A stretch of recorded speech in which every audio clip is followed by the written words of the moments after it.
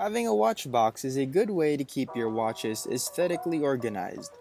I really like watches and I've been collecting for the past 2 years. I haven't given them a proper home though. They lie around anywhere. So I decided to make a box that could store them. My name is Hiro Mangurai and in this video I'll be taking you through the process of how I made this watch box.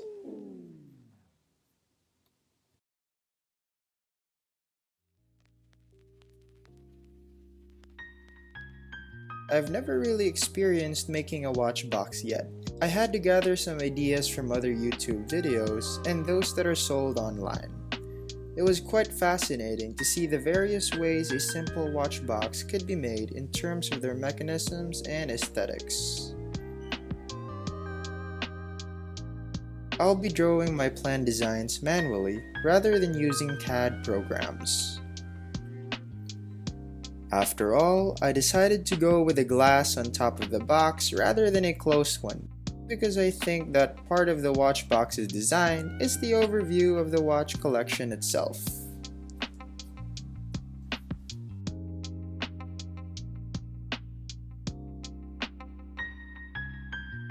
I decided to go with red mahogany, thinking that it's a really luxurious color for anything you'd want to keep your items stored in, like a box and whatnot.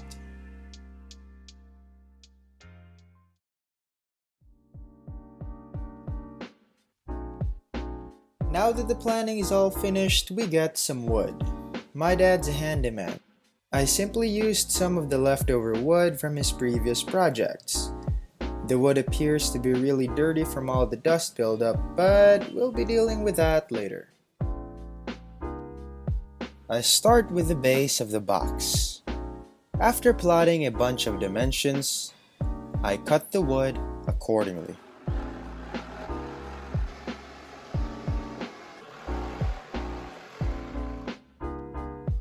Now that we have the base all set, we proceed with the walls of the box.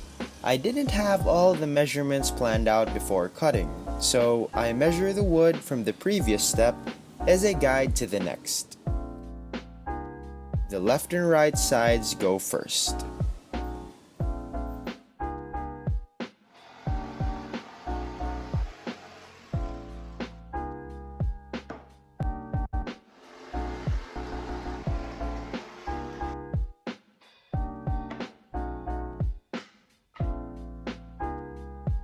For the front and back sides of the box, I measure,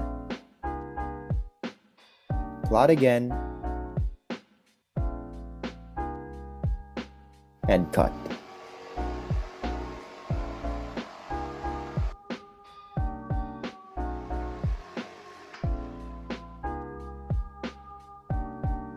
Now that the whole bottom assembly is good, I use this as a guide for the lid's measurements.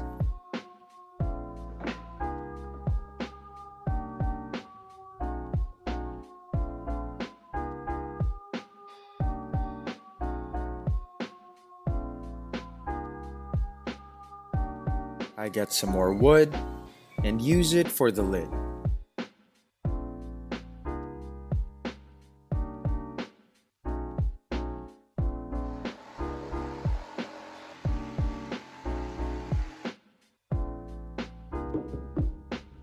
Also, I take time to smoothen out the edges of all parts before binding them together.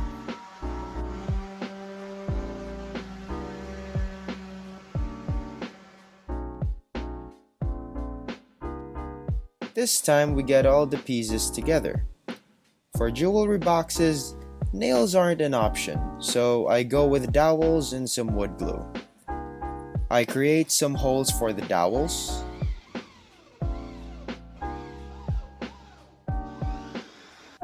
and apply a generous amount of wood glue just to keep them in place. The F-clamps I had weren't long enough to hold this side together. I had to settle with these corner clamp holders.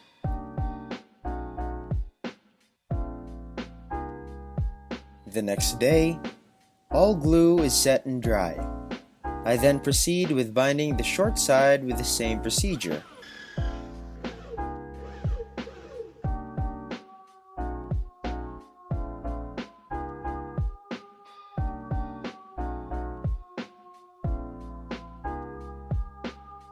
along with the F-clamps to hold it in place this time.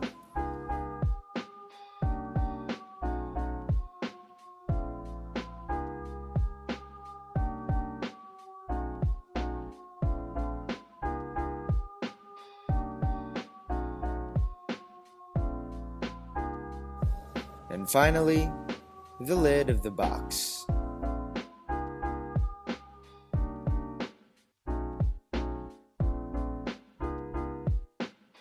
And we're left with a plain and simple box. Now we start working our way to turning this thing into a watch box, starting with sanding all the sides.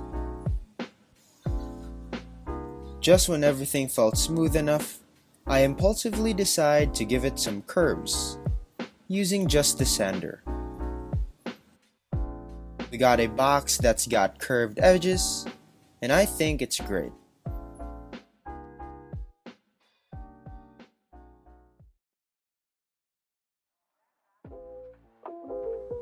I have a pillow from one of the watches I bought, and I use it to size up the box.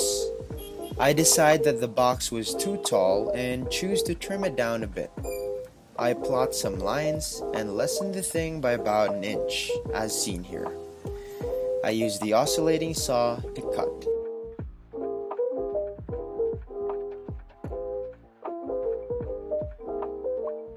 We're then left with neat and smooth pieces of wood for the bottom tray and the lid. As I've mentioned, this watch box will be having a glass on the top, which is what we work on next. I draw some lines on the inside of the box and trace through with the oscillating saw again. And we simply push through, giving way for glass. And of course, we keep things smooth as usual. I use the wood router to reduce the wood that the glass will be clinging on. The glass will then be closer to the top of the box.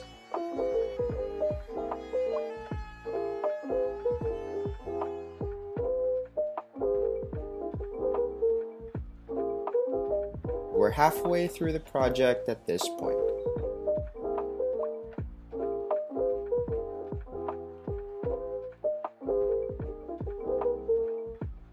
When you're crafty, the hardware is pretty much your best friend. But first I hop online for the things I can't find in my place. Those are the watch pillows and mini hinges for little boxes. While I'm here, I come across a wide selection of latch locks, which the other boxes have. But I decided to go with just a handle rather than a lock for this one. I browse around for handle ideas.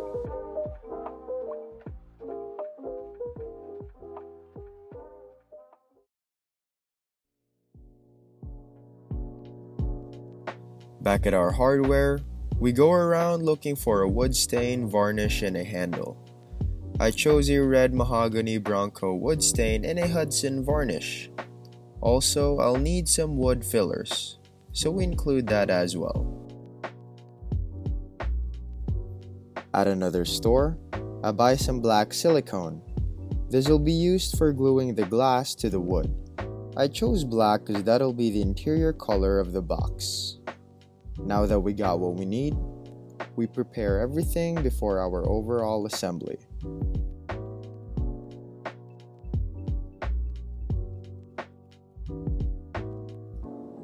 I fill up all the holes that our box had.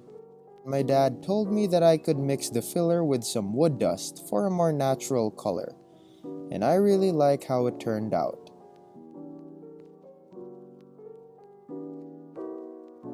You don't have to do this if you're using quality wood like maple or something, but since I'm using cheap plywood, holes are very common. Honestly, not recommendable.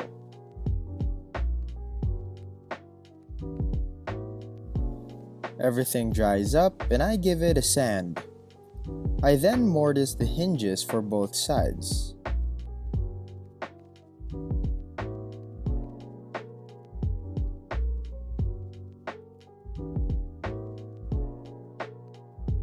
as well as for the lid. I then make the grid for the watches. I use the watch cushions we ordered online to plan. A pro woodworker would actually have everything planned before starting their projects. In my case, I was lucky enough to find a perfect fit for the grid though. I use some wood that's thinner than the one for the box. We start by drawing some guidelines everywhere, then we cut.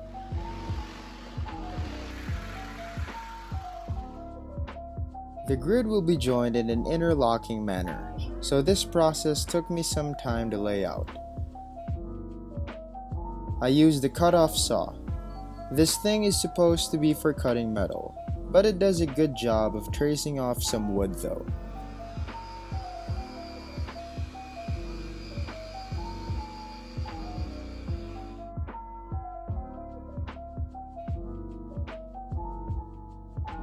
I try to get the whole grid in and it fits perfectly in the bottom tray. I proceed with applying some primer to the whole interior. I apply 2 coats of primer. That way, we can be sure that the outcome of the paint is slick. After the first coat, I sand it and apply the second one. This goes for both the grid and the inside of the box. I sand the second layer of primer before I start painting. I decided to use spray paint for this one, and I went with flat black.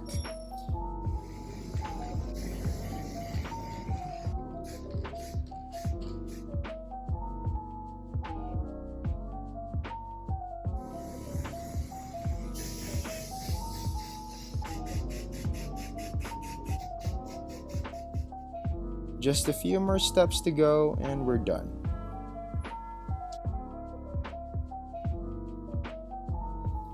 Sometime along the primer part, I worked on the glass. We have some glass from previous projects, so I just used them. I measure the part where the glass sits. I found this glass part tricky because I've never cut glass before, but a challenge is always fun, isn't it? I used the proper tools for this, but the outcome wasn't really what I wanted. Things came out uneven, but it'll be covered by the silicone anyway, so no big deal. We remove the tape covering the outer part. This time we work on finding a home for the golden handle we just ordered online. The plan here was to create some holes and glue in the handle. I start off by plotting the hole, measuring everything to make sure that the handle was placed perfectly symmetrical on the box. After locating the positions, I didn't want to mess it all up, so I started drilling with the smallest bit, then slowly progressing to the larger ones. Eventually, I get to the size that matches the handle. After some work, the handle finally fits perfectly.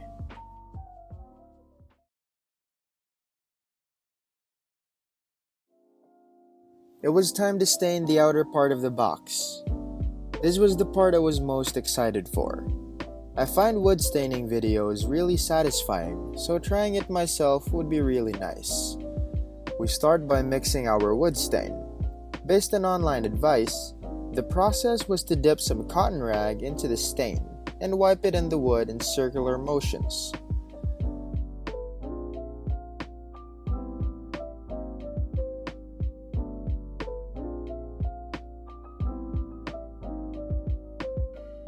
I was surprised to see that the actual effect was not what I desired. The outcome of the stain was more violet than red, and that was not the color I was looking for, and I experimented with using some red paint.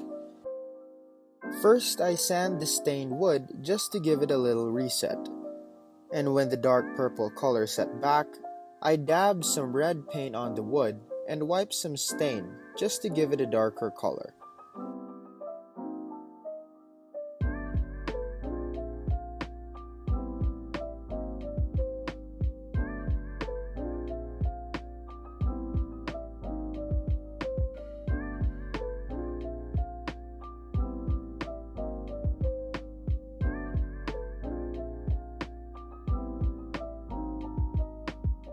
After all, I was able to get the color that I wanted. And I think that the dirty dark red colors got a classy charm to it.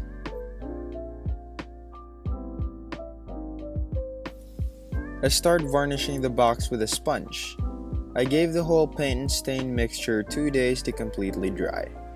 This wasn't a very hard thing to do, but I had to be really careful about the amount I was putting. The instruction is to wait 4 hours before another coat, so we'll let the first layer dry. We sand that first layer with 220 grit.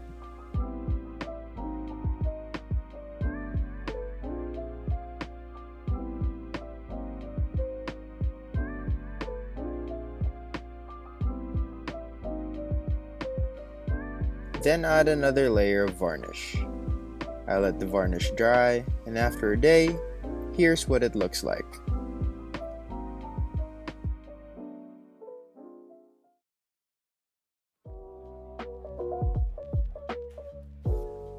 I cleaned the glass before gluing it to the lid. We take our silicone and put it in the gun. I was quite nervous because a simple mistake could ruin everything. But it went well though. While waiting for our silicone to dry up, we put the grid together. The layer of paint made it tighter and difficult to assemble, so I spent a while doing this. I then put the whole grid in the box. Everything fit perfectly. Now that our silicone has dried up, we install the hinges.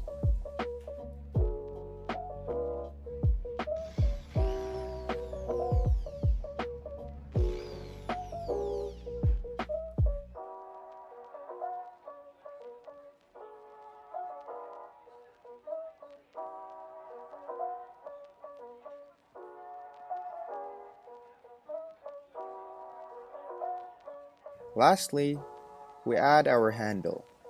To attach it, I just use some super glue. And there we go. Our watch box is complete.